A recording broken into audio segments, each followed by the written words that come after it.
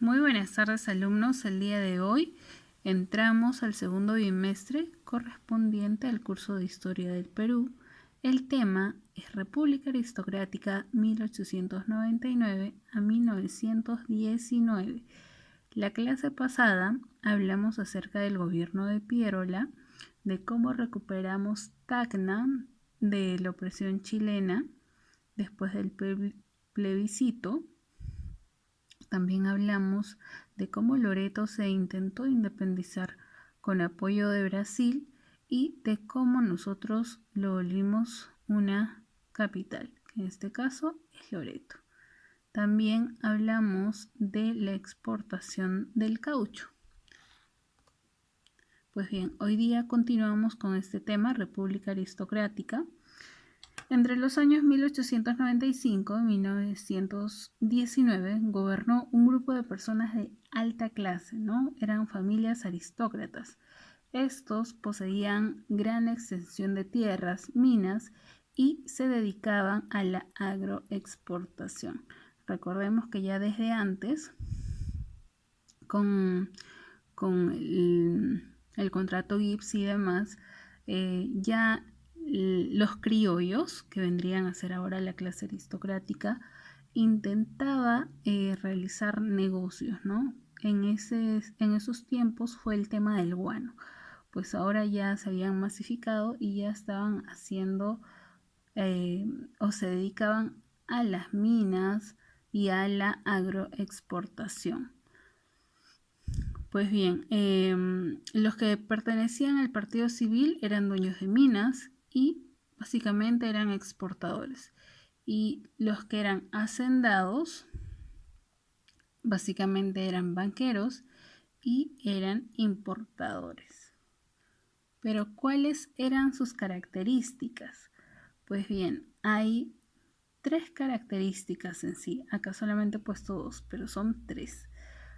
Una de ellas es la política. El partido político más importante de ese periodo es el civil. Bien, por eso a la República Aristocrática también la llamamos segundo civilismo. La oligarquía civilista tuvo el control del Estado peruano. ¿Hasta ahí estamos bien? La segunda característica es la característica económica. Las materias primas que más se exportaban fueron el azúcar y el algodón, y estas se cultivaban en las haciendas de la parte norte del país, en la costa norte exactamente.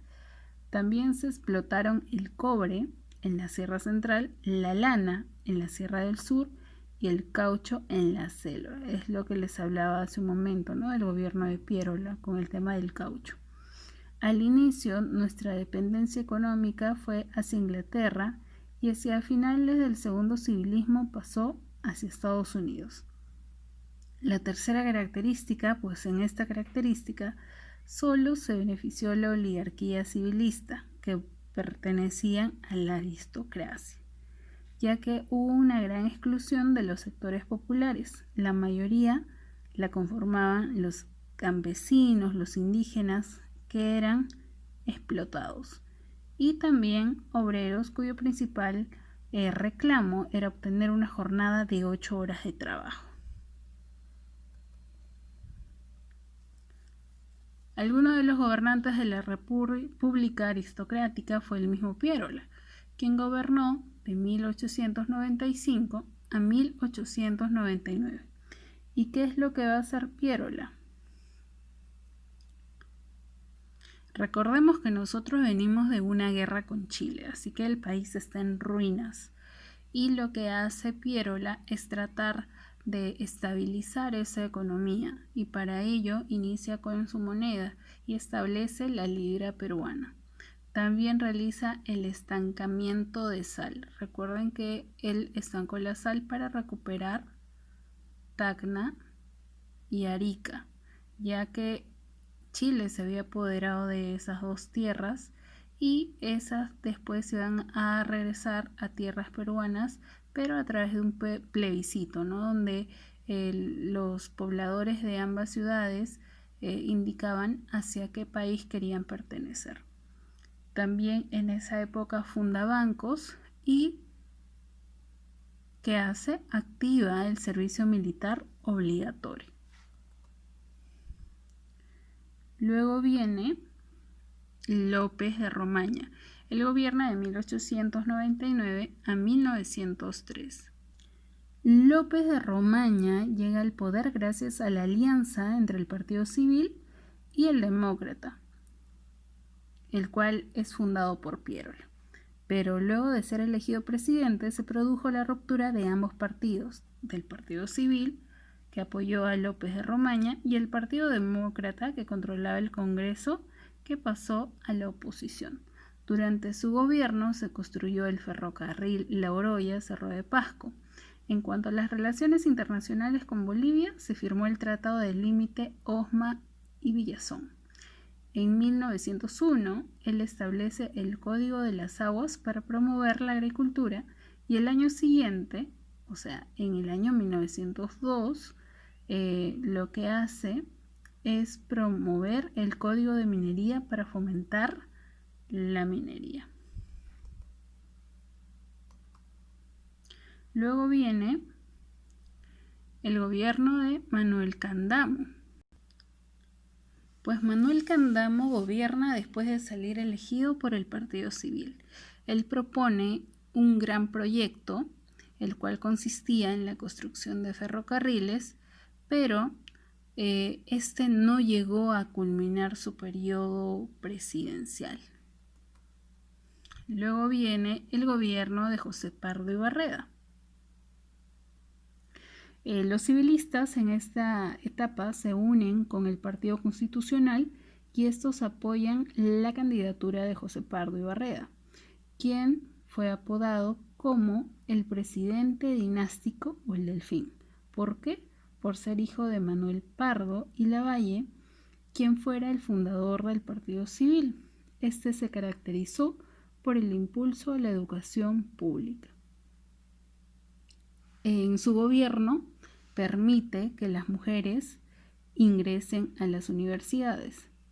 También llegó a construir 2.500 escuelas, tanto primarias como secundarias. La educación primaria fue declarada obligatoria y gratuita.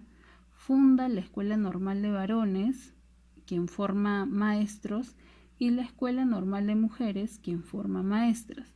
También promueve la educación técnica con escuelas nocturnas, crea el Instituto Histórico del Perú, la Escuela de Bellas Artes, la Academia Nacional de Música y el Museo Nacional de Historia.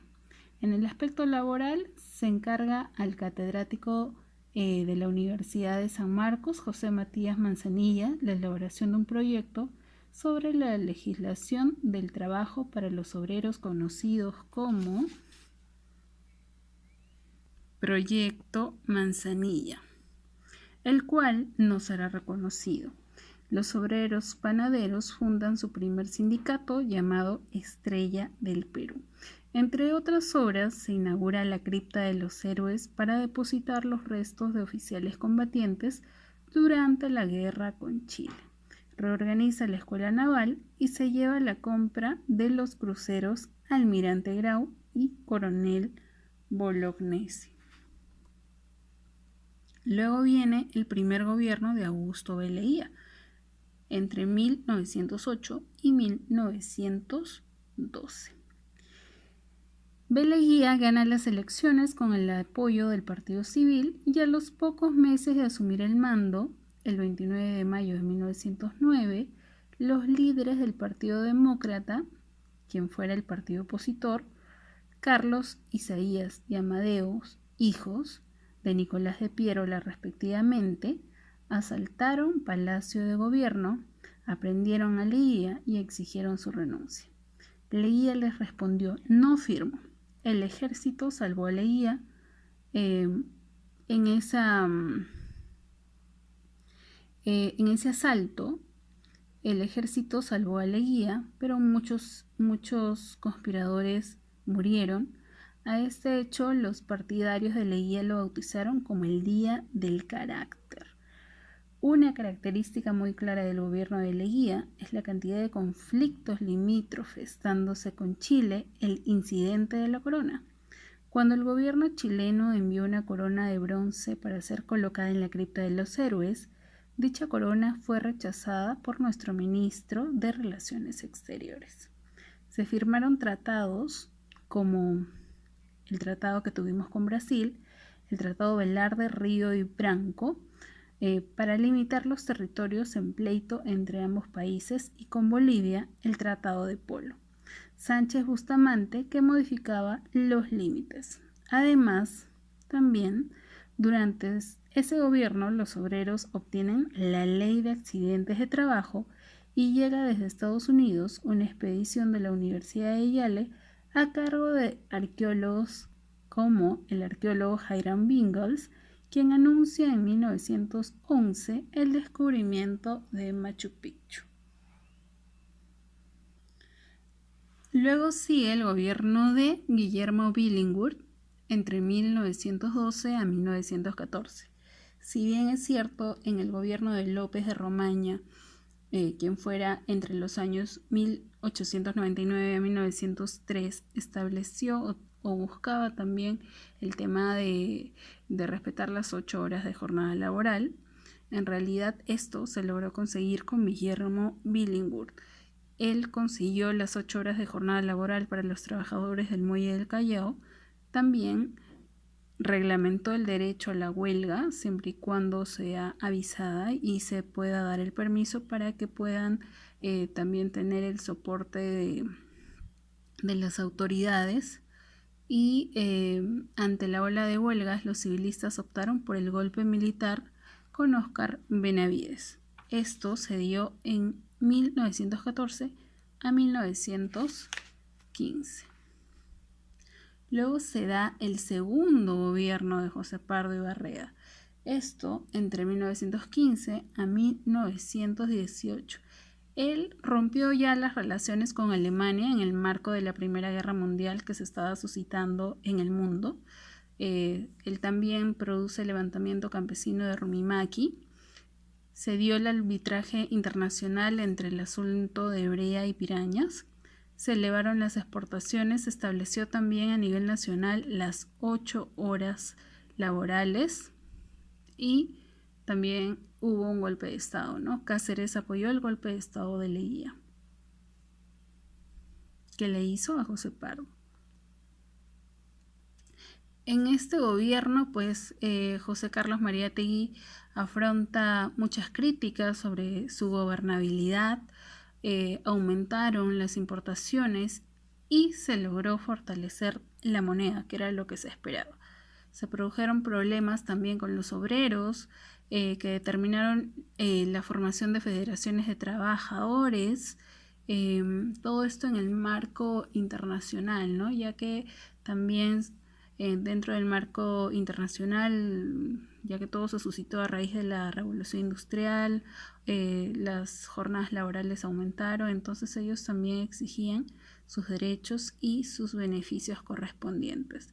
Se modernizó también el país con la llegada del automóvil. Lima creció uniéndose con los balnearios por medio de las avenidas Pardo, del Ejército, etc. Ahora, chicos, ustedes van a tener que realizar las actividades de la página 7 del cuadernillo correspondiente al segundo bimestre, que se estará enviando a sus correos electrónicos, ¿sí? Recuerden que las actividades resueltas me las tienen que presentar el mismo día que toca el curso. ¿Correcto? Les mando un fuerte abrazo, cuídense mucho.